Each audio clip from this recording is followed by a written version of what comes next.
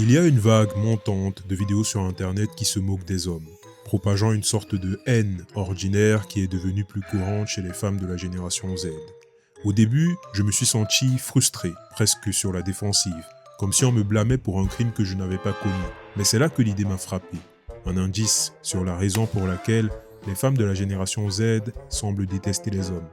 Nous supposons généralement que le sexisme circule dans un seul sens, des hommes vers les femmes.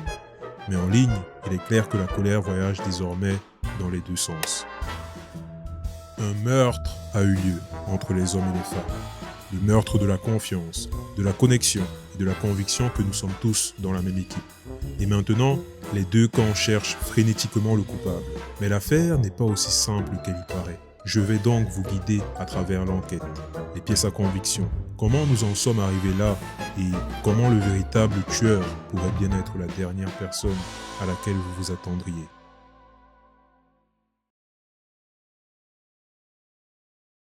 Commençons par la scène du crime.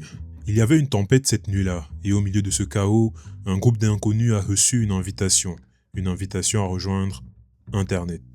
Nous ne sommes pas entrés sur Internet par curiosité, nous y sommes entrés parce que nous avions peur de rater quelque chose, peur d'être laissés pour compte, peur de ne pas être vus ou entendus. C'est la peur qui nous y a invités, et une fois à l'intérieur, nous nous sommes trouvés piégés dans un couloir d'écho. Internet ne nous aide pas seulement à nous comprendre les uns les autres.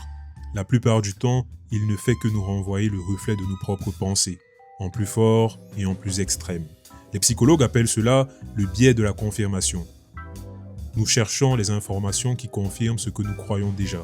Si vous êtes blessé, votre fil d'actualité vous montre plus de douleur. Si vous êtes en colère, il vous montre plus de raisons de le rester. Le résultat n'est pas seulement la division, c'est la paranoïa. Quand quelqu'un du sexe opposé nous blesse, ne serait-ce qu'une seule fois, notre cerveau passe ce moment en boucle. Ensuite, l'algorithme nous montre plus de preuves que nous avions raison de ressentir cela. Ce n'est plus juste une personne qui nous a blessés, mais on commence à avoir l'impression que tout le monde nous en veut. Et comme le philosophe allemand Nietzsche nous a mis en garde, celui qui combat des monstres doit prendre garde à ne pas devenir un monstre lui-même. En d'autres termes, si nous dépensons toute notre énergie à essayer de nous protéger des mauvaises personnes, nous risquons de devenir tout aussi amers, sur nos gardes et cruels que les personnes que nous craignons. Alors, qui est le tueur dans ce cas ? Les hommes ont-ils commencé cela par leur silence, leur retrait, leur incapacité à être présents ? Ou les femmes ? Les femmes sont-elles à blâmer pour leur colère, leur méfiance ou leur promptitude à généraliser ? Examinons donc les suspects. Suspect numéro 1, les hommes. Beaucoup de jeunes hommes se sentent perdus.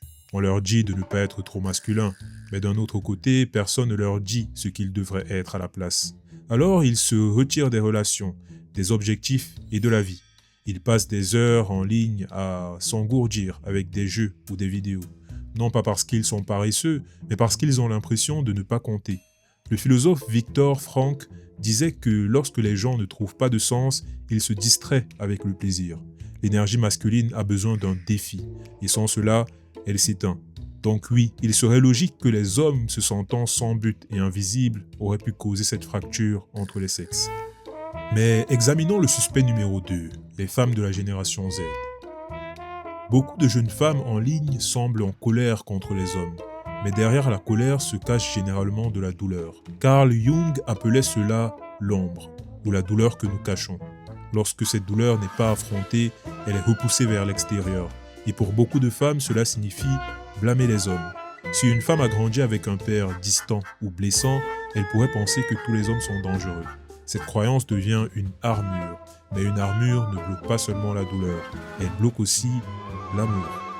Plus nous nous protégeons pour ne pas être blessés, plus il devient difficile de se connecter. Alors, qui est vraiment à blâmer pour le meurtre entre les hommes et les femmes ? Le meurtre de la confiance, de la connexion et de la croyance que nous sommes tous dans la même équipe. Eh bien, le vrai tueur remonte tout droit à la chose qui nous a invités sur Internet au tout début. La peur. C'est ce qui nous a attirés à l'intérieur et c'est ce qui nous a montés les uns contre les autres une fois que nous y étions. La peur nous a fait voir des ennemis là où il y avait des gens, des personnes. Elle nous a fait choisir la sécurité plutôt que la connexion et le blâme plutôt que la compréhension. Mais il y a de l'espoir. La peur ne doit pas avoir le dernier mot, à moins que nous ne la laissions faire. Parce que la vraie voie à suivre, c'est le courage. Le courage d'être vulnérable. Le courage de prendre ses responsabilités. Le courage d'aimer même quand ça fait mal. C'est ce qui met fin au mystère. Et c'est peut-être ce qui nous sauve de la haine entre les hommes et les femmes.